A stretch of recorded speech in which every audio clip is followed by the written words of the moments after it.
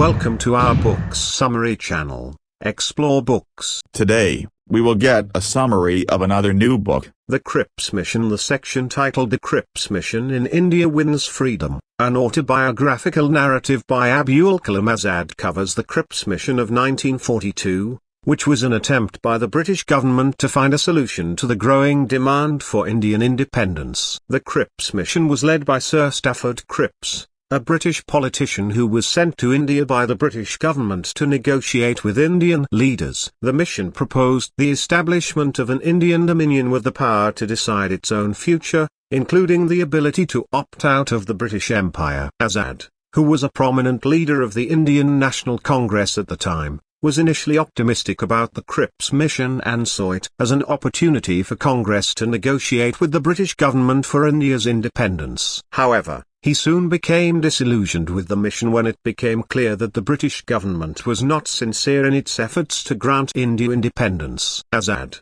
along with other Congress leaders, rejected the proposals put forward by the Crip'S mission and called for a complete transfer of power to India. He believed that the Crip'S mission was an attempt by the British government to divide the Indian independence movement and delay the transfer of power. The failure of the Crip'S mission led to a renewed push for independence by the Indian National Congress and other independence movements. It also led to increased tension and conflict between the British government and Indian leaders. Overall, the Crip'S Mission section of the book provides readers with insight into the British government's attempts to negotiate with Indian leaders for independence and the Indian National Congress's rejection of these proposals. It highlights the growing demand for complete independence among Indian leaders and the failure of the British government to address these demands. It also emphasizes the importance of unity among Indian leaders in the struggle for independence. Uneasy Interval. The section titled Uneasy Interval in India Wins Freedom,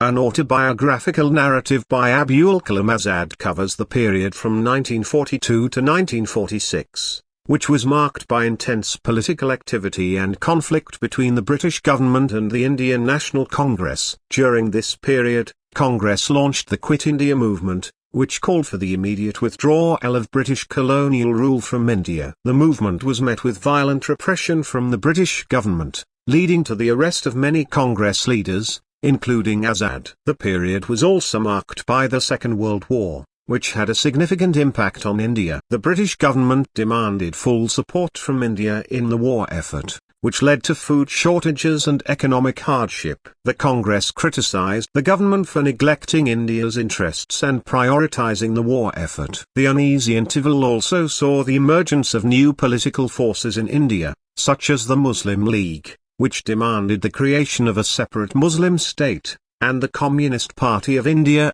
which sought to align with Congress to fight for independence. Azad was released from prison in 1945 and resumed his work for Congress. He played an important role in the negotiations with the British government for India's independence and advocated for a united India that would be free from British colonial rule. Overall, the Uneasy Interval section of the book provides readers with insight into the political turmoil and conflict that characterized the period from 1942 to 1946 in India. It highlights the Congress's demand for immediate independence, the British government's violent response to the Quit India movement, and the emergence of new political forces that shaped the political landscape of India. It also emphasizes Azad's role in the struggle for independence and his vision for a united India that would be free from British colonial rule. Quit India. The section titled Quit India in India Wins Freedom, an autobiographical narrative by Abul Kalam Azad, covers the Quit India movement of 1942,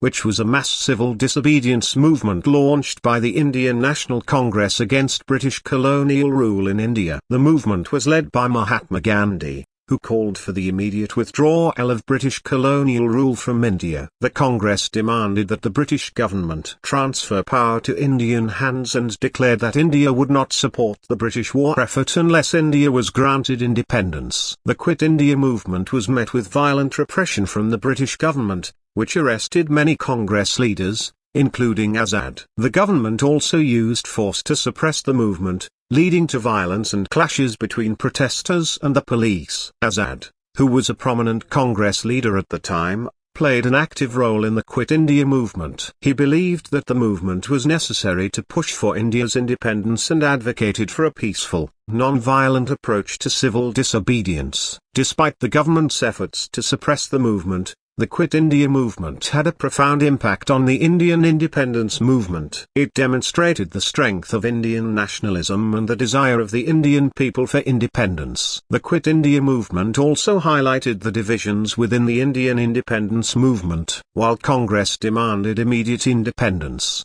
other political groups, such as the Muslim League, argued for a separate Muslim state. Overall, the Quit India section of the book provides readers with insight into one of the most significant events in the Indian independence movement. It highlights the Congress's demand for immediate independence, the government's violent response to the movement, and the impact of the movement on the Indian independence struggle. It also emphasizes Azad's role in the Quit India movement and his commitment to a peaceful, non-violent approach to civil disobedience. Armed Nagar Fort Jail. One of the topics discussed in the book is the Armed Nagar Fort Jail, where Azad was imprisoned along with other nationalist leaders during the Quit India movement in 1942. The Armed Nagar Fort Jail is located in Maharashtra and was built by the Nizam Shahi dynasty in the 15th century. It was later occupied by the Mughals and the British, who used it as a military prison. Azad's description of the Armed Nagar Fort Jail in the book provides a vivid picture of the conditions under which he and other nationalist leaders were imprisoned. According to Azad,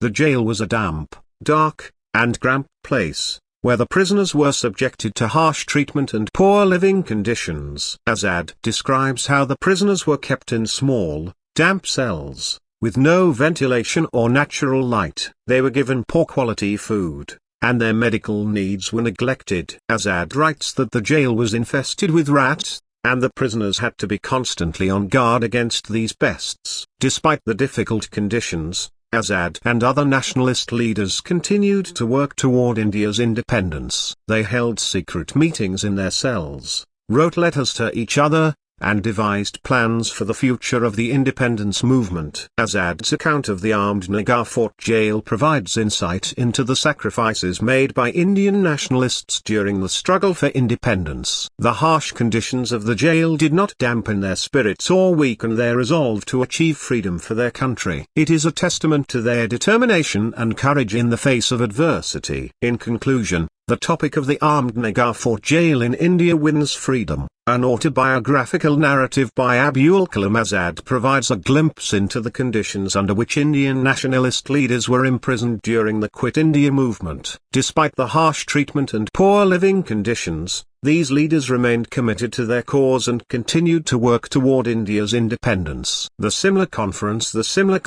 is a significant topic discussed in the book India Wins Freedom, an autobiographical narrative by Abul Kalam Azad. The Simla Conference was held in 1945 in Simla, now Shimla, a picturesque hill station in the northern Indian state of Himachal Pradesh. The conference was a crucial event in India's struggle for independence, as it aimed to find a solution to the political deadlock between the Indian National Congress and the Muslim League. Abul Kalam Azad, who was a prominent leader of the Indian National Congress, attended the Simla Conference as a representative of the Congress. The conference was attended by other important leaders of the Congress and the Muslim League, including Jawaharlal Nehru, Sardar Vallabhbhai Patel, Muhammad Ali Jinnah, and Liaquat Ali Khan. The Simla Conference was convened by the British government in an attempt to resolve the differences between Congress and the Muslim League over the future of India. The Congress had demanded that India be granted complete independence, while the Muslim League had demanded the creation of a separate Muslim state of Pakistan. The conference was chaired by Sir Stafford Cripps, a British statesman who was sent to India by the British government to find a solution to the political deadlock.